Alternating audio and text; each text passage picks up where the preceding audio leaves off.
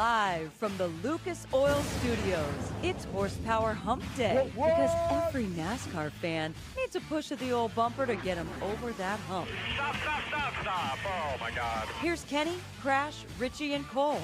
Let's get humping, boys.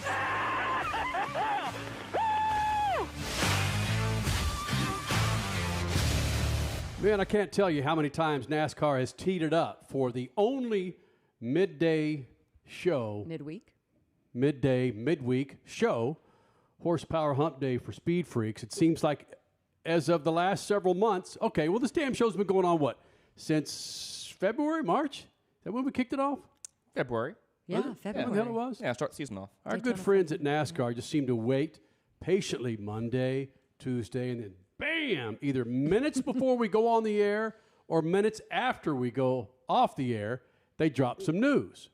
Yeah. Coming up, Alex Palou, Alex Bowman, IndyCar, huge news coming out of there. But more importantly, Cole Cusimano, just before we went live, Bob Pockras drops the news that Michael Jordan and Denny Hamlin are once again beaten. Can you explain to the Freak Nation? Yeah, so basically Judge Bell denied NASCAR, or the team's injunction. Yeah, there's the word I'm looking for. And therefore, the FRM and 2311 cars with the third charter will be running as open cars the remainder of the season.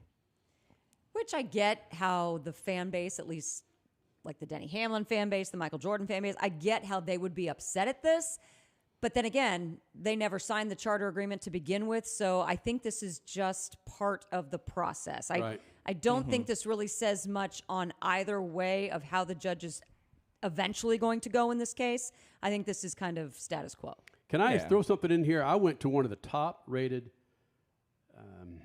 criminal schools. Justice? Yeah, criminal justice schools in the country, and I majored in radio, television, and film. So this gives you an idea of how I break down things. It's tough. Listen, when you start using like enable, unable, you saw the words in the text or in the tweet.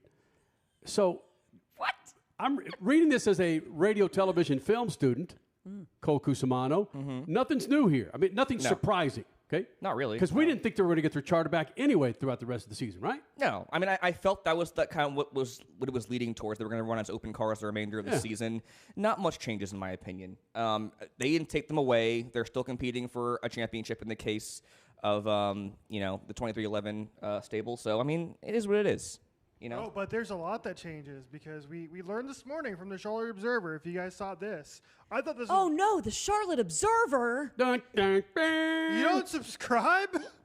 I get my subscription to the Charlotte Observer with my go-to NASCAR news dropped off on my doorstep every day, and I walk out in my beautiful, beautiful robe. Have it tied off, no pants. What color's your robe? No pants. No pants. Dang. Obviously. No pants. If you're wearing pants when you're wearing a robe, you ain't doing it right. Yeah. I picked up my copy of the Charlotte Observer today, and I read the following. It says, if 2311 Racing and Front Row Motorsports don't get their desired outcome in court this week, which they didn't, it'll mean a lot of money for Cup Series teams. NASCAR says to the tune of $1.5 million per charter. That's a lot. That's a lot, because basically that's the money that was allocated to go to 2311 and Front Row Motorsports in their payouts for what it would be TV or whatever. At the end of the year, right? At the end of the year by quarter, quarter by quarter, however they pay it off. But that's a lot of money. So you can't tell me that all these other teams were like, please lose so we can make more money. especially for the smaller teams, like your colleagues and some of your other smaller teams out there as well. Your Spires. Can I steal a line from the greatest basketball player ever in the history of mankind? Are you talking about Michael Jordan? Better be. I lose that shit in the casino. Right? Right? That is Right? so true. Great call. It's awesome. Yeah, okay.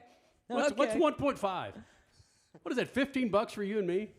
Yeah, it's nothing. Right? Chump change. I know what you're saying, Richie, and yes, I did see that, but again, me and my criminal justice mind just couldn't put two and two together there, my friend. He's just saying, just go buy more Nikes. You can help out the team if you just continue to buy Nike gear. Did I read where it's 40 to 50 million he makes per year off of Jumpman, or is it more than that? I would think more. Think it would be more. Right? Yeah. They're a hot commodity. Collector's items. Woo. Yeah. And you don't know, and we didn't intend to talk about this until this news dropped. Sometimes I try and take both sides, and I'm trying to take both sides here with NASCAR. I see NASCAR's point. Doesn't mean I agree with it, but I also see Front Row's point and Michael Jordan's point, Denny Hamlin's point. I'd lean more towards the teams, not fully, but the thing that continues to stymie me in coming to a conclusion of who should win this thing is Michael freaking Jordan. He is the greatest. Give me a better. You can go, okay, gold medals, Michael Phelps. No, get Tiger Woods. Not really. There's not a better athlete on the planet than Michael Jordan, and you're taking on Michael Jordan. And here's what concerned me 2 weeks ago. I think it was, pardon the interruption, where they finally started diving into this. Oh. And when the mainstream media starts picking up Michael Jordan's getting his ass kicked by NASCAR, that favors Michael Jordan, right? You would think. Right? It has to. You would Correct. think. It has to. When mainstream media starts saying the greatest basketball player of all time, one of the greatest athletes of the century, is getting his ass kicked by NASCAR, damn, you don't want that. No, not at all. And that speaks volumes when you have shows like that in ESPN and Fox Sports 1 actually talking about NASCAR because they never do. Yeah. So the exposure is great, but you also want to make sure that Michael Jordan's happy because, as we said numerous times on this show and on the Sunday show, you need Michael Jordan in NASCAR for this sport to gain traction with new viewers and new eyes, and just you want him to be happy. So if it doesn't go in his favor, you never know what could happen. He could pull out of NASCAR, which would be a major void in the sport. Hey, man, but bottom line, you guys don't have to agree with me. But just like Major League Baseball, National Football League, the NBA, those happy-ass owners and the head of the sports series, they don't want their books opened. NASCAR does not want their books open. They've got to settle, right? That's what the judge warned him about this week. Yes, when the judge says, "Look, a-holes, both of you guys are going to take what he down." said? Yeah, in more ways than one. You guys better settle because you guys are the detriment that you're going to bring to NASCAR and to your sport will be. What's the word I'm looking for? Not irrevocable. Will be Irrevocable? No, Irreparable. Irreparable, Thank there you. you go. See, they're journalism major here at ASU. I'm good for something, I guess. Here, So I just not so much. Yeah, we even talk.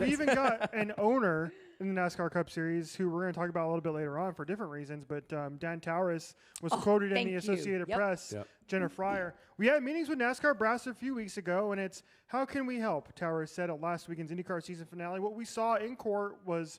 Release in that case is very inconsistent with what NASCAR says privately. And so I need to understand, who am I dealing with? Whoa. Which one is it? Is it the people we meet with privately, or is it what you say when you're not around? Towers said he would like to see NASCAR reach a settlement with 2311 and FRM. Oh, wow. Yeah, and Towers, come on, people. listen. The kind of blow that Towers Exactly. has through all of racing, Gamebridge, Group and then some, 1001. that's a lot of cake. Yep. right? Fingers in Formula One, IndyCar, NASCAR. Yeah, you don't want to And mess him up either. That's Penske Entertainment. That's him twisting the arm of Roger Oh, Penske that's saying, interesting. brah, come on, man.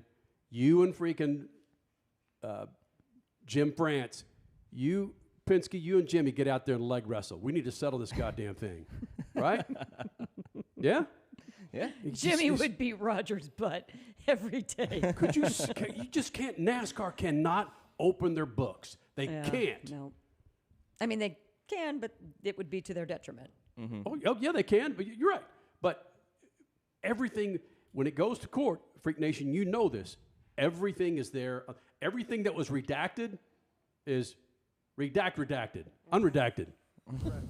Right? But here's the deal. Are we dealing with such massive egos that they don't want to settle? They feel they are so right, talking about the France family, that they just absolutely will put their egos out front and say, not settling, let's let this play out, because they don't believe they are touchable. Are you? Is that a rhetorical I think question? it is. Because Think it you is. went through it with Carton in the freaking IRL, Crasher. Yeah. So many swinging old dicks rolling around through there, not not doing what they should have done and The coming threat of together? it in 94, the threat getting louder in 95, and then finally the beginning of 96, there it is. We are split.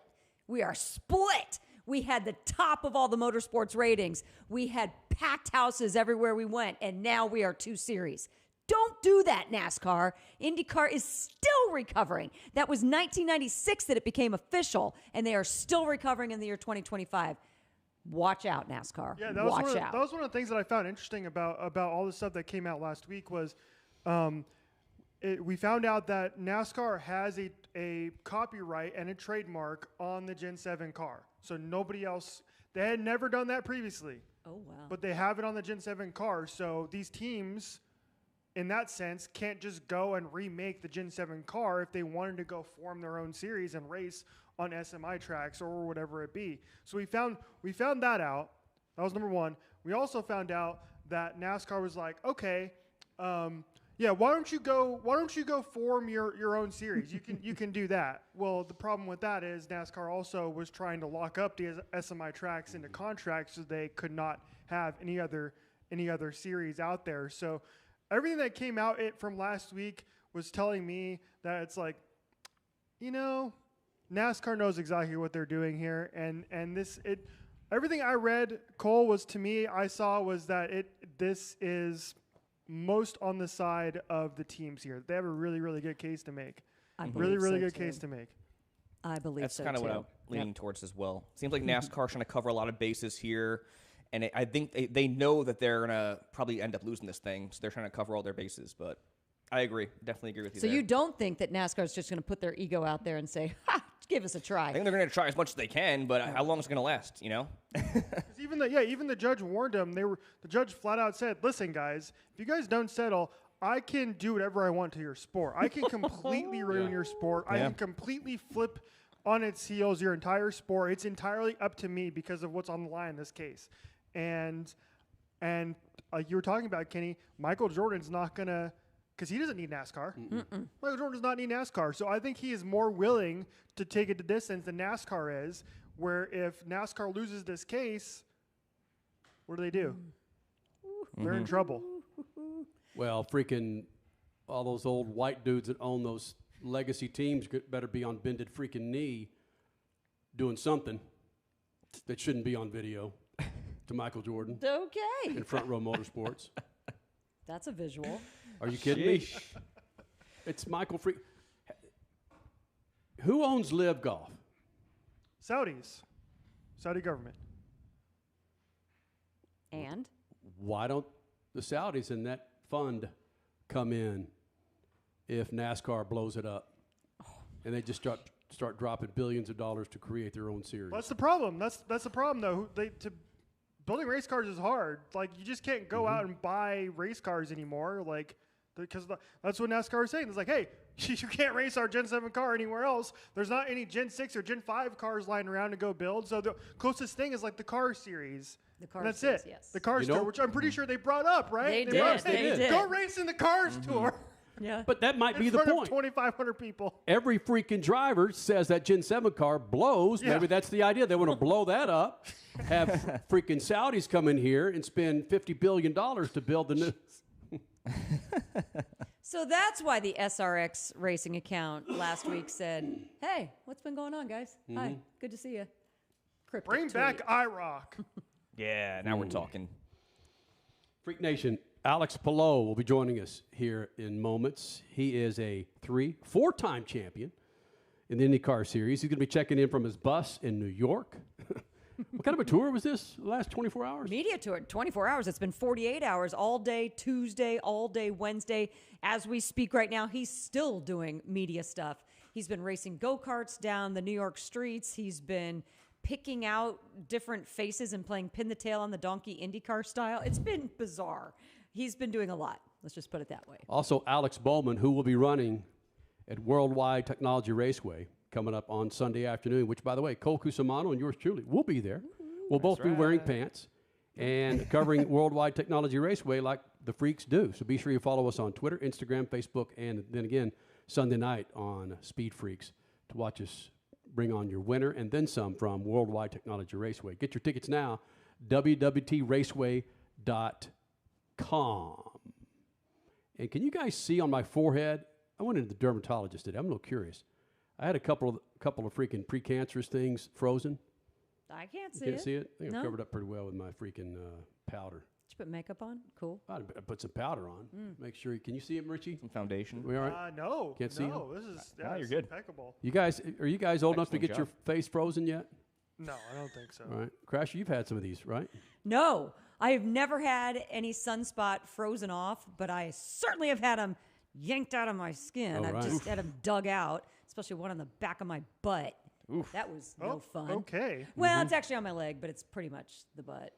So Yeah. pardon me if you can see some freaking frozen No, I think you look epidermis good. on my forehead. 'Cause they got after it today, man. I think they just do the freeze procedure on your face because it's just easier. No, they did it on my shoulder too. Huh? And I said, "Hey, babe, how about?" No, I didn't. Look, come on, Kenny Cole.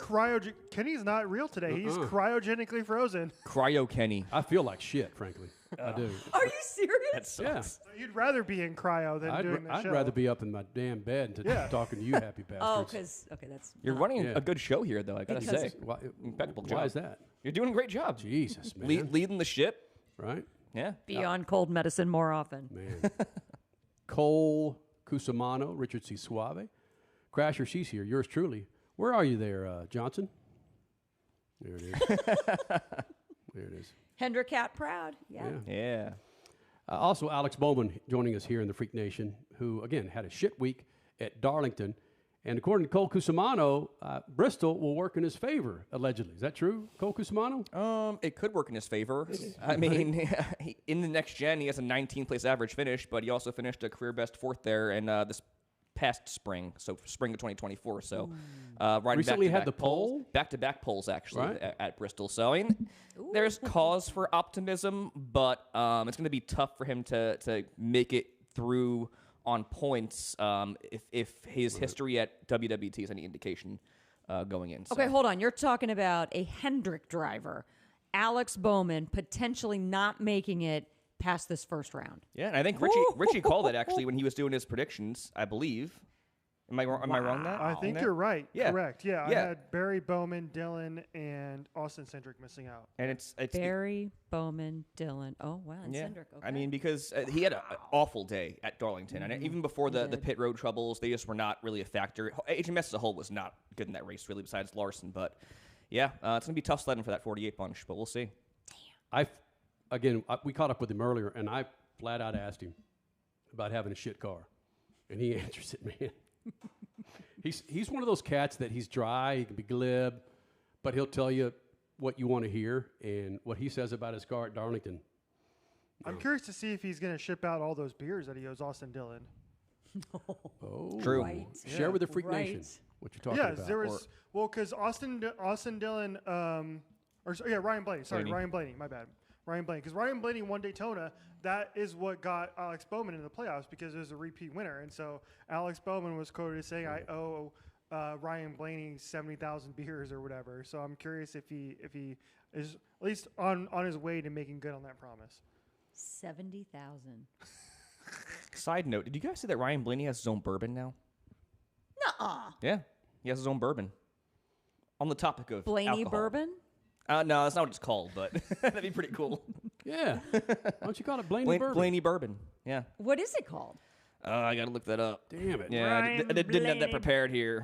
Just say it, Cody.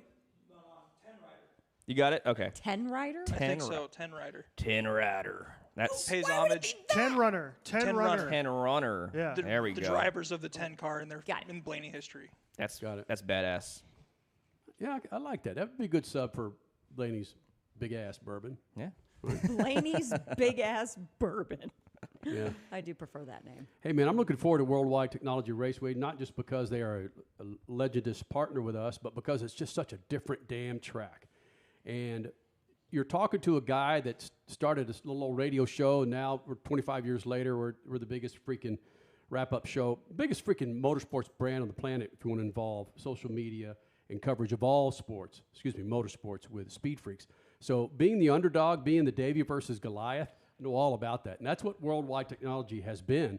When they first got the Cup race back, Several years ago, that was a huge victory for Chris Blair and company there at the racetrack. And then they did so well, this track that's not owned by NASCAR, that's not owned by the Smith family, it did so well, they're in the playoffs this year. They're in the playoffs next year. So anytime an up-and-comer, someone that's not part of the system, can continue to elevate and rise above things and become part of the playoffs in NASCAR, props to these guys. And the fact that it's just a different track. Every driver will say every turn's different. Mm-hmm. There's not a track remotely like it.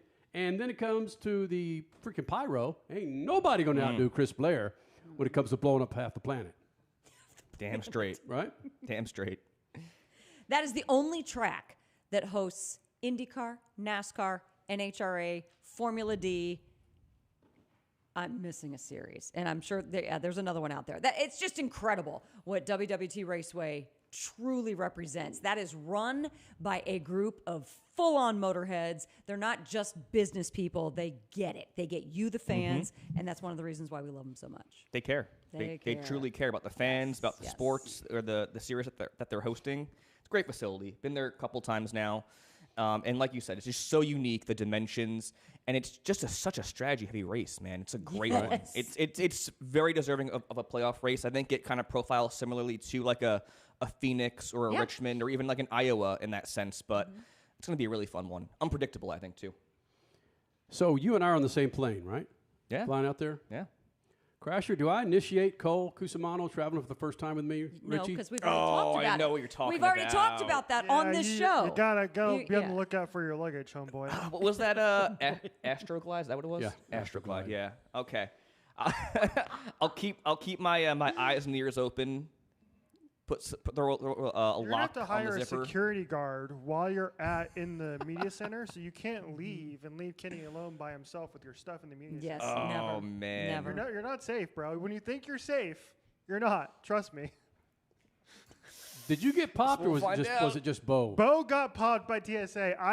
Y'all tried it with me, but Right. the TSA didn't want to do their jobs that day. So I got back and I undid my luggage. And I think one of you mentioned to me, was like, "Hey, what was in your luggage?" And I'm like, "Oh, whoops." You had a full 16-ounce bottle of Astroglide, and you didn't get popped? No, I did not. They did not want to do their job that day. How many times have we gone through with full toothpaste? They don't. Come on. Here's your hard-earned tax dollars at work. Yeah, baby. Yeah. Wow.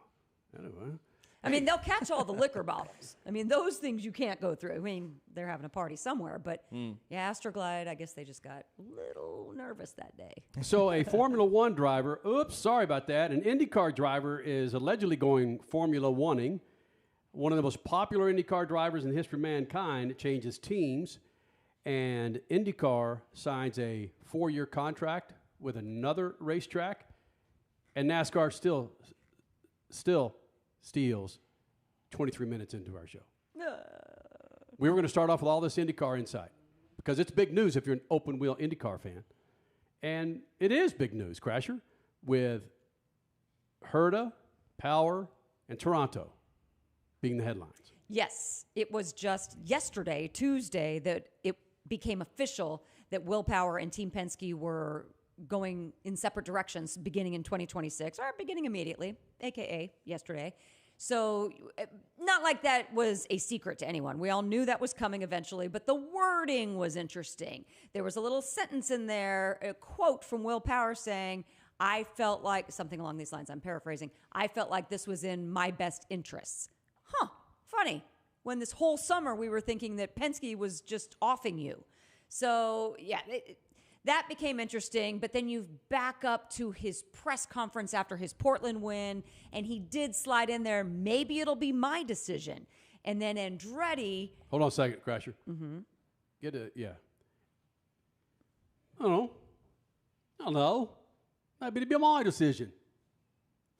Are you mimicking Will Power? Beautiful. That was a mic drop. That was. Sorry, so I'm sorry, good. Crasher. I had to throw it in there. Go ahead. Yeah, Go ahead. you're just, wow, your Yep. talents and voices are amazing. But yes, fast forward to today, and boy, you got to love the X accounts, the Instagram accounts, whoever's behind the accounts at the Andretti Indy and the Andretti Next stables, and wow, they were playing with it. And they put up a nice reel talking about, all of Will's, if you don't think I'm good enough, maybe it'll be my decision. And Andretti just rolled with it. Hi, little troll job on Team Penske. And then they also played with, of course, Will Power's a drummer, and they played, hey, drummer needed, wanted, and scraping this drummer wanted thing off of a tree. They just, brilliant. Andretti, keep doing what you're doing. It just was awesome. So yes, Will Power, done at Penske, signs at Andretti. But oh wait, that 26 car that he took at Andretti, that was Colton Herta's seat. So now it's official. Colton Herta has vacated the IndyCar series. The only thing official right now is that he will be a test driver for the Cadillac F1 team next year. But Richie and I were talking pre-show. It's pretty much assumed he's going to be in an F2 seat in order for him to get these super license points that he needs in order to compete in F1. We just don't know if there's a manufacturer. Something's holding up that contract, so we don't know those details yet. Because in case you didn't know, I didn't know this until actually a year ago, because I was under the impression that Formula 2 was just like a feeder series, so just like any other series like IndyCar, NASCAR, whatever, all those drivers got paid. They do not. All the drivers in F2 and F3 are all paid drivers. They have to pay for their seats in Formula 2 and F3. So that's kind of what's going on here. Is I'm assuming Cadillac is negotiating with some of these teams for the right price to put him in one of the seats in Formula 2 next year. The biggest rumor we've seen so far is that Prema was interested, who is an IndyCar team, of course, but also in Formula 2. And I told you this, Crash, before the show, that right now, Prema, their driver in F2, is Sebastian Montoya. So on the sidelines for the Prema team, possibly Juan Montoya and Brian Herta together again. And then, Crasher, the news dropped regarding north of the border? Yes, so the new venue for the next 5 years for the Honda Indy Toronto race. Well, what is the new name going to be? It's Markham, baby. Markham is the suburb outside of Toronto that is going to house the IndyCar race for the next 5 years. The reason it's moving for 2026 is because of the World Cup. The World Cup will be taking up so much of the space around Exhibition Place, so it was an impossibility for the IndyCar race to continue on its same footing there. So move it out to the suburb, and there's so much public transportation that comes out to Markham. People are pretty excited about this. It's a well-to-do suburb. This is going to be fun to watch it develop. And this is a track that they've been talking about for revisiting for how long, or did this just no? This just came. I don't know how long the talks have been going on, but they're putting this street circuit together after several months of discussing if it could be viable. And yeah, they absolutely believe that it will. Boom. And as we've said before, NASCAR's wanting to get north of the border as well. It's all but done. It's just trying to square away those dates so they can run up in Montreal. Is that what you're going with? Yeah, you're going with Montreal. Yeah. Okay. Yeah. Not Mosport? Montreal. Oh, okay. All right. NASCAR to Montreal, what year? 27, the earliest.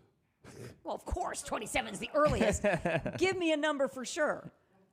Will they be there in 27? Yes or no? I'm a betting man, yes. Okay. Yeah, Agree. I say yes. Agree. All right, between the four of you, I want 4 racetracks or circuits where the F2 races are. They're coming back at Baku, I believe. They race in Baku. They race in Monaco. They race in Abu Dhabi, Bahrain. One more. 5. Australia. Oh, they do. Australia, yeah. Italy. I don't think they're back this weekend in Italy, but I think they were in Imola earlier this year. Monza. Oh, they are. I was going to say Monza, Yeah, but I didn't Monza. think they were. Oh. Qatar, Abu Dhabi. I think they're at Abu Dhabi twice, right? No. They raced in Indianapolis. That would be no. No, I'm kidding. Coda, no. Miami. So I know, actually, Bob North Podcast America. pointed this out, which is that F2 does not race in May because they do take a little bit of a break. They don't race in North America. They race only in Europe. Oh, is Herta going to come back? So, yeah, we might see Colton Herta back for an Indy 500 ride at least next year, which would be sick. But he can't be back in his 26. Oh, tell me that Marco Andretti is still going to be in. Don't tell me he's going to take the 98. Well, let's go to our insider, Richard C. Suave, because you keep looking at him like he knows. Okay, new number. Listen, his dad. New number. His dad is still there. Yes. Brian Herta is still there. So why not? New number. Yeah. Let's put him in the 97. They have 26, 27, 28. So race at 29. Or 25. It's not that hard. True. Not that it matters. And the race 90 the 00. That would be sick. That actually would be sick. There you go, Colton. We found your Don't number. race a number. Don't race a number. Just race your face. Don't race a number. Just put your face on the side. Just like an emoji. And there we go. Right? And here comes the sad face. Oh. Colton Herta running the sad face. And with technology that the emoji changes every lap depending on the driver's mood at the time. Yeah. So you start really crushing it, and then you're like, happy emoji. Colton Herta running the eggplant. Whoa! Must have just won the race, man. Hey, Colton, take a drink of water. You need to cool off, seemingly. Oh, not again. Connor Daly with the poop emoji. So That would be awesome. Crasher, again, I'm sitting here as you're talking, trying to create some division with Will Power and Colton Herta. I just can't find it because. What do you mean division? How do we continue for 20 minutes to talk about that news that'll engage our audience on YouTube? Well, there's going to be no division between Will Power and Colton Herta. The division is there. It just hasn't bred severity yet between Team Penske and Andretti. Andretti was kindly let's put that video up. Let's put the video up of what they announced with, I almost said Colton Herta, with Will Power officially signing into the 26 for 2026. He's in the 26 for 2026 championship. 26 and 26? Yep. I'm just saying it. Will Power's going to win another championship next year. But yeah, watch this and you tell me this isn't a troll job. No matter what happens, you've kind of left everything out there and kind of put the decision in someone else's hands. I don't know, man. Maybe it's my decision. So if you're a team, if you're waiting on me to know if I'm good enough, you'll f***ing know. With the Andretti logo right there at the end. Yeah. Andretti's like, we didn't wait. As soon as we heard what was up with you, we started talking to you. So yeah, we didn't wait. We didn't have to wait. Apparently your old boss did, but we didn't wait.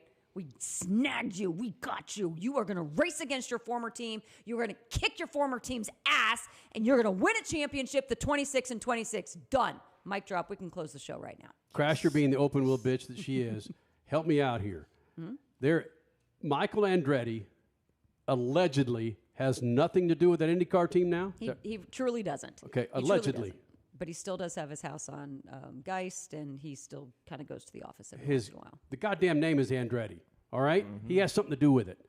And there was so much smoke between Michael Andretti and Roger Penske to where there was video. There's still pictures of them getting on Penske's bus to go in there and hammer some shit out because of the detrimental Penske entertainment was detrimental to promoting the series. And Michael Andretti, Chip Ganassi, other team owners were caught going on the bus with Roger Penske and saying, bruh, we got to figure this stuff out. So it would make Michael Andretti ecstatic for him to put a beat down on Roger Penske in any form or fashion for 2026. Michael Andretti was the only one that I can remember, at least, that went on record as saying, Roger, you need to sell part of the series. You need to do more. You need this.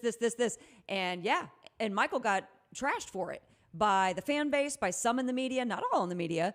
But yeah, so this is revenge. This is sweet revenge in his own way. I wouldn't be shocked if Michael did start coming around a little more often. 3 years later, guess who owns a third of the goddamn series? And the promotion last year, or this past season, was awesome. Fox. Hey, but that was Michael's idea, Roger. So don't think that was your idea. To your point, the standard for getting revenge and beating Penske is not that high for next season, seeing how they performed this year. Right. They got 2 wins. One of them's the guy they signed in Will Power, and then the final race of the season with Joseph Newgarden. So it's like, I mean, I'm pumped. I think this is a big win for Will Power. I really do. Too. Most recognizable name, arguably, in all of motorsports, Andretti. So. Let's go. Let's go. Is it 2026 yet? I am so stoked. Yes. But we have 6 months. Well, we have no idea where they're going to be racing. Yeah, we don't have a schedule cool. yet. Where the hell is that? That's right. We know the Indy 500. We know St. Pete. We know Toronto. What else do we really, truly know? I don't even know. Well, the word is the doubleheader at Phoenix. Oh, right. Yeah, yes. buddy. Yep. That is leaked. The doubleheader at Phoenix in March. Arlington. Oh, yeah, of course. Right. Yes, of course Road we know race that there one. between Texas Rangers and Dallas Cowboys Stadium. And those tickets are on sale. So, yeah. Yeah, then we just don't know where everything else hammers out just yet. Waiting on Mexico. Still waiting on Mexico. Should have been signed months ago. Freak Nation. He is a 4-time IndyCar Series champion. I'm talking about Alex Palou. And this is awesome. It's the Alex and Alex show. We've got Alex Bowman coming up this half hour and Alex Palou coming up right now. He was on a promotional tour for the last couple of days, and we caught him on his bus going through the downtown streets of New York. You'll see by the effect of his snappy little cell phone going in and out during the interview. But it's badass, man. The guy has been so kind to us. Can anybody counter me on this? Is there a better driver in any motorsport than Alex Palou here in the States? What are you saying is better? Because you made that comment coming off of a personality comment. So are you wanting us to talk about personality or strictly talent behind the wheel? Strictly on the circuit. I don't think there is. No. He's pretty freaking spectacular. Because Cole, it wasn't like, oh, he won by a tire here. Oh, he stumbled into that win. These were ass kickings. He put the beat down this season. There's no arguments for me here. Right? You could, if you wanted to, argue Connor Zilic, Corey Heim, but I was just going to say, there's a topic there of the season of domination that 2025 has been. I mean, Connor himself is what? 7 out of the last 8 races he's won? Whoa. It's so special. They get 2 of these guys, Alex Palou and Connor Zilic. It's insane. And then I know that the Truck Series just doesn't get the recognition that it should, but Corey Heim is on a tear. I mean, could he end the season, Corey Heim, with 12 wins? It's very possible. Very possible. Freak Nation, if you saw that commercial with Alex Palou featured continuously on Fox Sports about French kissing, the first date. Even though he's Spanish. Of course I go French there. kisses. It's Alex Palou. Now, SpeedFreaks Pits, Lucas Oil Studios. Freak Nation, your 2025 IndyCar champion, Alex Palou, back in the Freak Nation. I think he's occupied this damn seat more than I have, Freak Nation. But congratulations, Alex Palou, on the win. But I still haven't found the answer to my question. This is Alex Palou, a conquistador of concrete from the start. He's Spanish, but he'll French kiss on the first date. Do you French kiss on the first date, buddy? Thank you so much for having me once again in the show. I do not. That's something that it was made for media. And I do not. That's not my rules. That's not part of my rules. Because Hold on, Kenny. So kissing your wife, was that similar to kissing the bricks? That was all part of the media hype too. Well, it was, no, you cannot compare. No, you cannot compare. But kissing the bricks was very, very special. I had a bit of dirt in my mouth, which that's not what I'm used to, but it tasted amazing. And it was something that I wanted to do for a long time. So yes, and here I am in New York at a bus, but this is the time I found to be at the show. Now, Alex Palou joining us here in the Freak Nation, and we've talked about this before. We are the parents of an 11-year-old daughter, and Lucia, how old is your daughter right now? 20 months, so almost 2 years. Well, you got about 6 or 7 years until there's going to be some uncomfortable conversations that you've got to have with your daughter, and one of them might be, French kissing on the first date. Do you have ways to tell her, no, baby, you need to wait before you do that? I'll just get that video out of the system so she cannot see myself kissing a girl on a commercial on the first date. Attaboy. Get it out of her system. Oh boy. Okay, let's just talk dad conversation. Yes, you are a 4-time IndyCar champion, Alex Palou. The 2025 edition being your most recent, 3 in a row, by the way, 4 out of the last 5 years. But let's talk dad stuff. How are you going to keep your daughter away from social media? Ooh. That's tough. That's tough because I try and keep myself out of the social media, and it's tough for me. So I don't know how I'm going to be. It's going to start with me. So I need to change. I need to probably stay away from the phone a little bit more. I try my best, honestly, and I think I do a pretty good job, but I need to do a better job. I think it's going to start with me just not being with the phone when I'm with her, so she knows and understands that she's a priority, and she's the priority, always. Yes, without question. And let me just tell you, sometimes that's a little easier said than done, but I know I've seen you. You are methodical on so many aspects of your life. You're going to be just fine there. Let me fill you in, however, on a little bit of social media that's been going on, because clearly, being in New York, you probably have no idea that IndyCar's racing a new Toronto track next year. And you arguably have there's no arguably about it. You have a new Honda teammate in Will Power. How about that? It's a lot of news in one day. There's some that I'm sad. There's some that I'm excited. I think overall, seeing the new Toronto GP, I mean, that's basically because of the World Cup, I believe, and it's going to be a great show. I cannot wait for that. And then seeing Will Power, I think it's the best seat that was available. It's a really good seat. It's a seat that I'm sure that he's going to find a very good family. And I'm excited. I'm very excited for him. I was very sad when they announced that he was not going to continue on the 12 car. I think IndyCar needs willpower, and we all need willpower in the series. So I'm very excited about that. And I'm sad that Colton is leaving. I'm very sad about that. But I think it might be good. It might be good for us. Maybe he goes over to Europe. He starts getting amazing results and just puts IndyCar name up there. Freak Nation, Alex Palou, 2025 IndyCar Series champion, got himself a freaking Indy 500, proved everybody wrong that you can actually perform on freaking oval tracks, my friend. I tried. If you would not have won this championship or the championship last year, but still was a contender up there, would that be you headed over to Formula One? No. Yeah, for sure not. No chance. We've had this conversation, I Kenny. know, I know it. I'm trying to bait him into saying something that we can go crazy for on social media. No, stop it with that. Good try. Bottom line. Yeah. He is setting records in IndyCar. He's on the path to set records in IndyCar.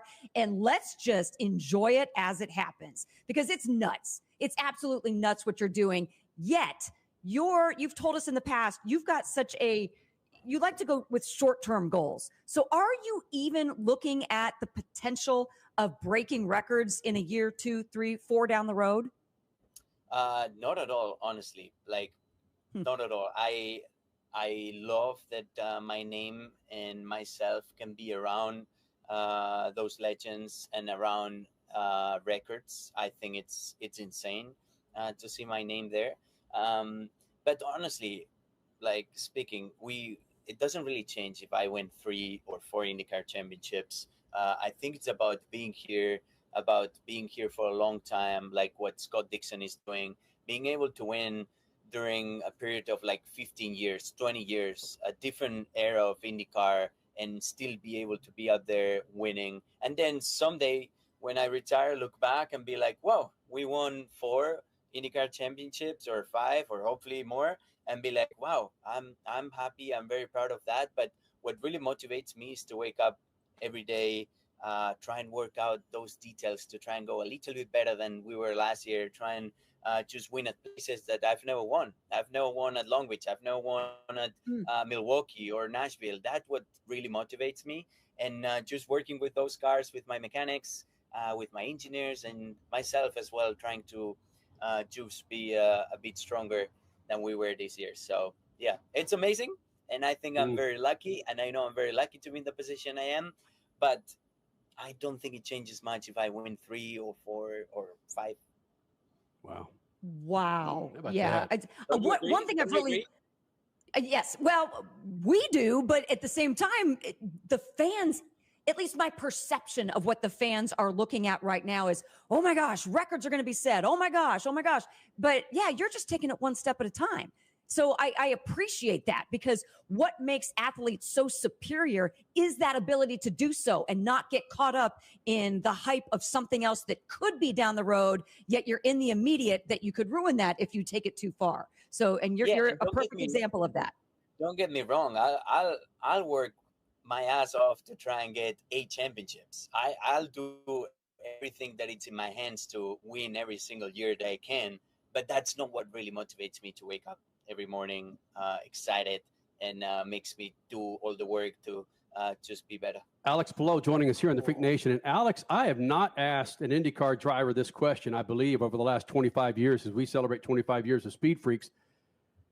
You as a driver in a series, IndyCar series, where there's a shit ton of passing. There's a shit ton of passing in the NASCAR Cup Series, but there's not a shit ton of passing in Formula One. As a driver that enjoys winning championships and doing it like you do, I'm just thinking out loud here. Granted, those Formula One machines are madness. They are the creme de la creme when it comes to tech.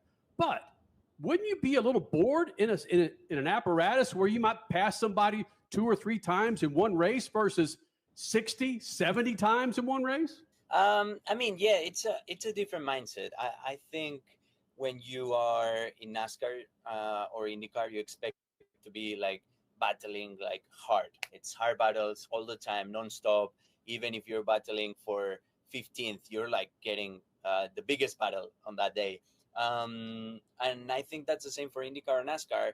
When you go to F1, though, you don't have that. And everybody knows that you don't have that. You don't have those battles on track normally.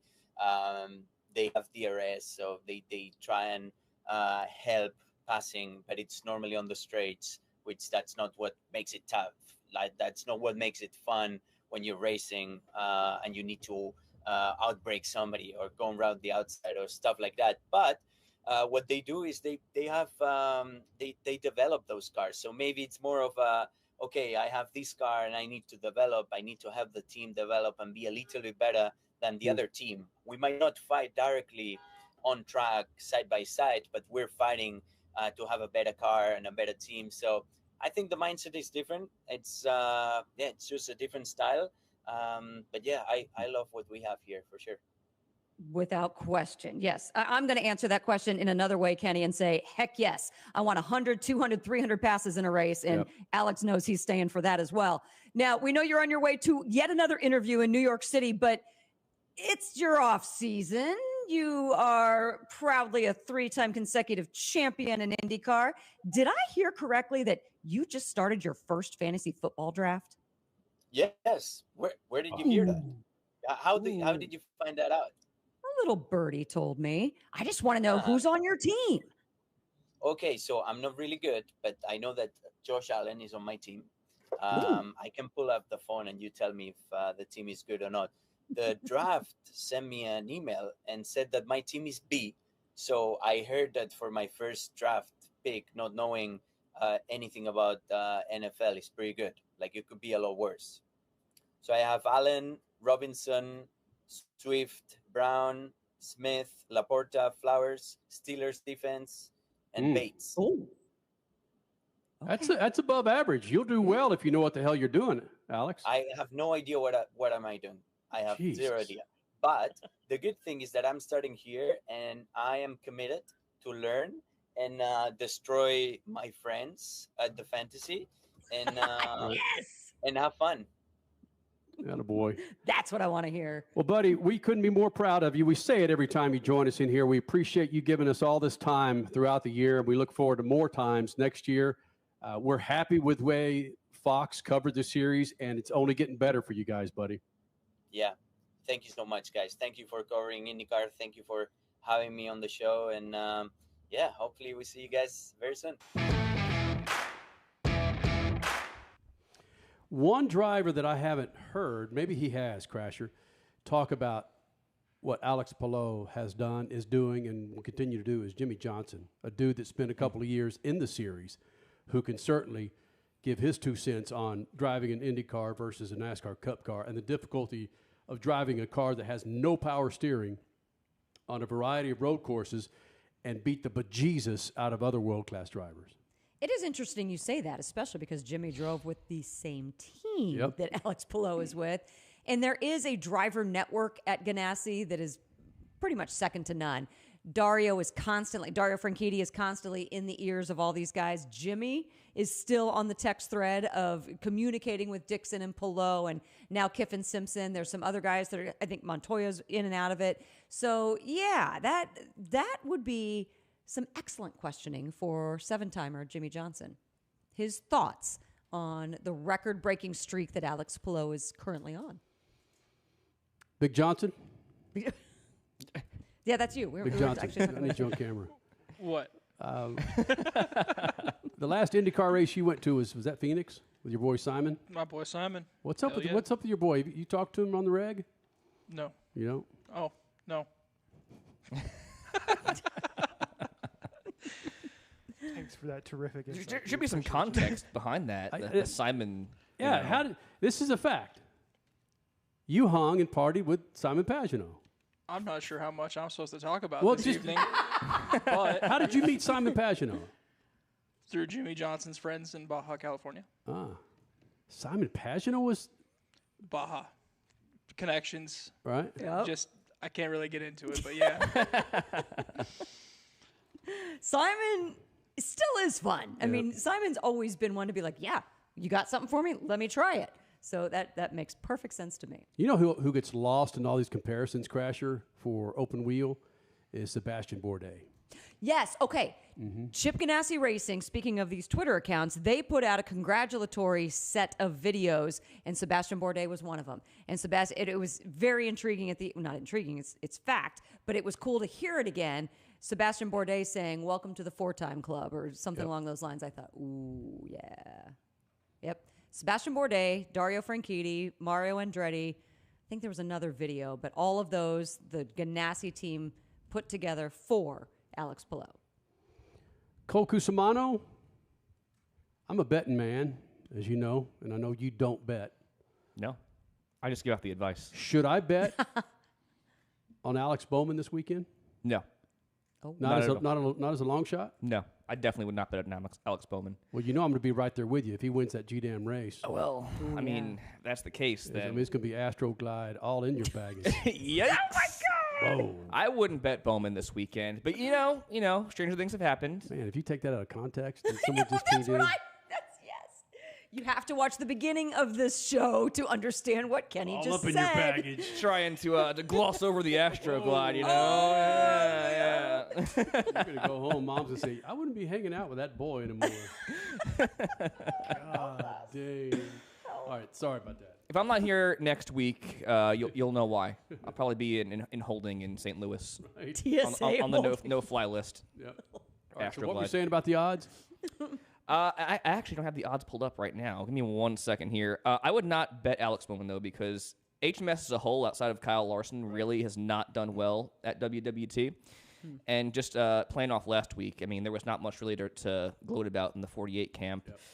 But, you know, getting here to the odds for this weekend. Tap dance, you got this, baby. When you gonna put your NASCAR money? Alex Bowman is plus 4,000 for the race win. Oh. That is below drivers like Carson Hocevar, Ty Gibbs, and Austin Dillon. So that, just to give you some perspective on how heavily the odds are stacked against Alex Bowman. Damn. There you go. What about teammates? What about the other teammates? Like you said, Larson aside. So what about Elliott? What about William Boring? So both Byron and Larson are top 5 shortest in odds for the race win. Byron's 4th plus 700. Larson's plus 800, 5th shortest odds. And then Chase Elliott plus 1,400, right behind Logano and Briscoe. So just outside the top 5. But even last week, they had a pretty puzzling, lackluster day as well. So, I mean, I think outside of Kyle Larson, I'm not touching any of the Hendrick cars this weekend. Larson also did a test at WWT in June, so that should work in his favor. What did I tell you? Kyle Larson's not making the round of 8, man. I'm telling you. I don't know about that. We'll see. Alex Bowman even touches upon that in this interview. We caught up with Alex Bowman a little bit earlier today. Talked to him about a number of things. It's a house divided when it comes to his Phoenix roots or his Arizona roots when it comes between University of Arizona, ASU, and really just a shitty Darlington race. It's Alex Bowman now. SpeedFreaks Pits, Lucas Oil Studios. Alex Bowman, once again here in the Freak Nation, Lucas Oil Studios, and we just shared with him that we just wrapped up an interview with four-time IndyCar Series champion Alex Palou, and you got some pretty nice things to say about Alex Palou, but not yourself, Bowman. He's clearly the more talented Alex of the two Alexes. So, yeah, I don't know how many races he won this year, but felt like it was all of them. Maybe all of them minus like 3 or 4, but way more than me. So I've got some work to do for sure. Alex Bowman joining us here in the Freak Nation in the playoffs. Alex Bowman joining us here in the Freak Nation. And Alex, we all saw what happened at Darlington, and out of the gate, man, the 48 wasn't there. Before you lit that car up, excuse me, did you believe that your car was going to be shit, or did you think this car is dialed in? Oh, man. Yeah, I think we all thought we were going to have a much better day than we did. You know, Saturday wasn't amazing, but our long run pace was okay. We had a lot of dirty air on Saturday in practice and kind of felt like we were in an okay spot with things. I was tighter than I wanted to be, but not horrible.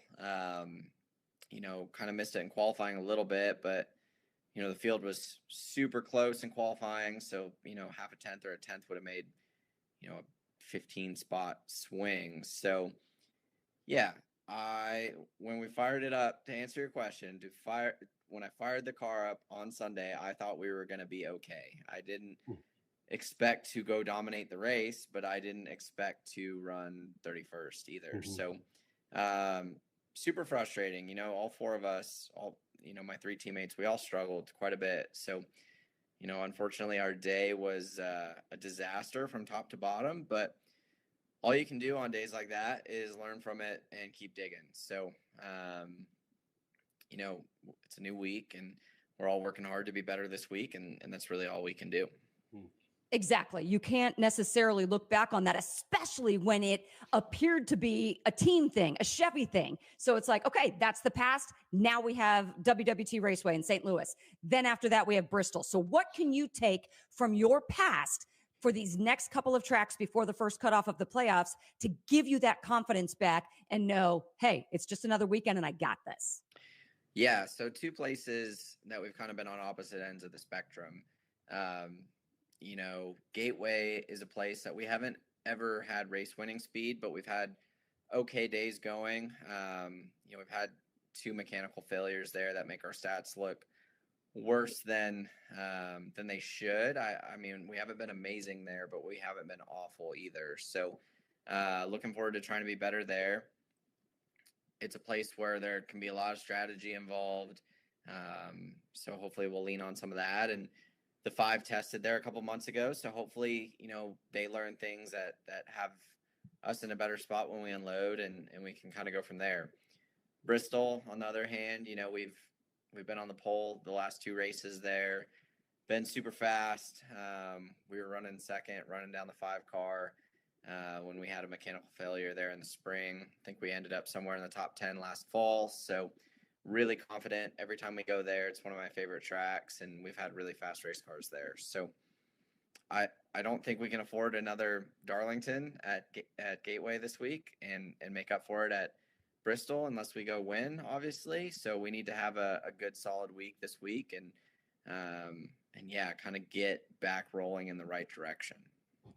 What I like hearing about what you just said, yeah, Bristol, okay, there's some good confidence there. But what I really liked about Gateway, about WWT Raceway, is that you could come in as a really sly underdog here. And you know what? Sometimes those feelings are really good when you come up into race day morning and things start clicking. Nobody's expecting you because of those stats that don't really agree with what you've been showing at Gateway. That's got to make you feel good. Yeah, I hope so. I think the biggest thing for me is, having a teammate that tested there and trying to learn from that, and hopefully that paying off, right? Like the flat tracks, Gateway, New Hampshire, Phoenix, historically haven't been the strongest places for us. But they're also probably the places that we're working the hardest at being better at because of how bad we've been. So, if there's anywhere that we're going to show up and be way better than we've been in the past, I think this is a great weekend to do it. Oh, heard that. Freak Nation, his name, Alex Bowman, joining us here in the Freak Nation. And Alex, you look at the current playoff schedule, and we've asked Austin Dillon, Austin Cindric, a number of drivers, if they like the current playoff system, the track layout. All right. I'm not going to share with you what they said, but 2 questions. Do you like the spray of tracks for the current playoff system? And 2, if there's something that Alex Bowman could change, not necessarily in his favor, but change for the playoffs to make it more fair that the champion is, for a lot of people say, legitimate, the best driver of the year, would you change anything with the current playoffs? I think the tracks this year are definitely more difficult for our race team than they've been in previous years. They're not tracks that probably fit us as well as some of the previous years have throughout the playoffs. But I mean, there's still really strong places for us here and there. But last year I felt like every week was good racetracks for us. So that's a little different. So on that side of things, selfishly, I'm like, no, I don't like it. But I think it's good that it's different this year and that it's changing. I think it should always be rotating and kind of moving around and, different tracks and different rounds and stuff like that. As far as what would I change? I'm a 36-week points structure type of guy. That's, what I grew up watching. That's what I like the most. I think that's what rewards, the entire body of work the most. But at the same time, I get why we have the playoffs, and I don't think having the playoffs makes the champion any less legitimate than a full season format or a different format. I just think I would rather have the full season format. I think I've seen the people that are trying to say that, like, Joey's taking advantage of it, right? Because he struggled throughout the year last year, got one win, and then kicked all our ass in the playoffs. Right. That doesn't make him an illegitimate champion. Like, thank you. He has the system that we all have to work with, and he worked with it better than the rest of us. Like, I don't think that makes it illegitimate. I think their cars are phenomenal at Phoenix, so they've got it worked out pretty well there.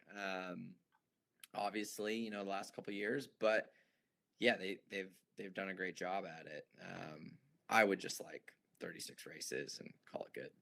I mean, let's just say another driver of the 48 had another type of system nailed. So, yeah, I mean, as long as you know what the format is going into the year, you don't have to like it, but you do have to play by those sort of rules. I want to ask you, because it seems to me like there are so many Cup drivers, in my opinion, more than on the other side, that truly want to go back to that 36 race format. Give me a champion from the entire season spread. Is there any sort of power in numbers with these discussions that are going on that you guys could just put your foot down as a big group and say, guys, let's give it another shot? Will they listen to you? No, definitely not. 0% chance on that one. I don't think so, at least. I think the playoffs are important in creating excitement. And I think, we all want to sit here and think we're race car drivers and that this is some like extremely serious job that we do, and that, you know, the little details of being a race car driver are this super important thing. And to us and to people, you know, ingrained in the sport, they are. But at the end of the day, like, we're entertainers and we're creating entertainment, and our job is to entertain the fans. I think the playoffs create a lot of excitement and, you know, drama and animosity and, you know, moments that, yeah, you might get some of that in a 36-week championship. There have been, you know, times where it was really close all the way to the end. There's also sometimes you might not, and you might have the championship locked up 2 or 3 races before the end of the season. And I think there's people that really don't want that to happen. So I totally understand that. And even more so, like, I'm a dumb race car driver. Like, people way smarter than me decide what the championship format should be. So, yeah, I don't think it's going to go back to that. I think there are a chunk of us that would like that. And yeah, I'm on that side, but, you know, I don't see it ever probably going back that way. Alex, Sun Devil or Wildcat? Well, that's a very complicated question. Yes, it is. Oh my gosh. So I'm from Tucson, obviously. My mom's house was pretty close to U of A. A lot of Wildcat action down there. And then both my brothers went to ASU. Oh. So there's also that. So yeah, I'm just like a non-committal, don't want to piss anybody off, right down the middle guy on that one. You're riding the fence, the I-10 freeway that goes between the two of them. That's Alex right there. But hold on. If you were given the chance, I'm trying to think if November, it may not happen here. Maybe it would be March. If you were given the chance before the Phoenix race, either spring or fall, to be a part of the curtain of distraction at ASU, would you do it? Yeah, I mean, ASU, this is going to sound bad. I don't know what the curtain of distraction is, but it sounds really cool. All I know is ASU knows how to party way better than Tucson does. Oh boy.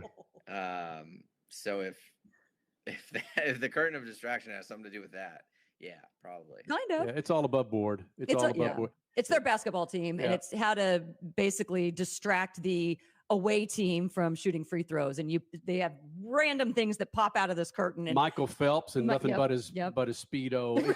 It's awesome. It is awesome. Well, I'm not doing that. But God damn it. You know, nobody wants that. All right. You could come with money from your ally banks and just shoot off all this money. There you go. Yeah. With Alex's face on it. Yeah. Hey, Bowman, thank you for doing this, man. Bristol's been kind of good to you, my friend. Hopefully, Worldwide Technology Raceway, you step up there, but Bristol, man, it's there for the taking, buddy. Yeah, absolutely. Thank you, guys. Thanks for having me. Alex Bowman here in the Freak Nation. Love him, hate him, the guy says what he's thinking. Surprise him with a freaking Speedo and Michael Phelps. No. Can I end with some good news? Yeah. See. There's been some bad news, but I was going through this article from Sports Business Journal where Eric Shanks, the president of Fox Sports, was talking to Adam Stern, and there's some numbers in here from the IndyCar audience this year that are awesome. Oh, do tell. Yeah, check this out. From a demographic perspective, Fox said it saw an 81% lift in the 18 to 34 category, 51% jump in the 18 to 49 category, 72% increase with women 18 to 34, and a 30% increase in women 18 to 49. That, ladies and gentlemen, is a great sign for IndyCar moving forward instead of the 65-year-old white dudes watching NASCAR every week. That is How about some perspective? Hell yeah. So 7 women were watching the IndyCar race, and then all of a sudden 70 watched this year. There's your 70% increase. Get out of here, dude.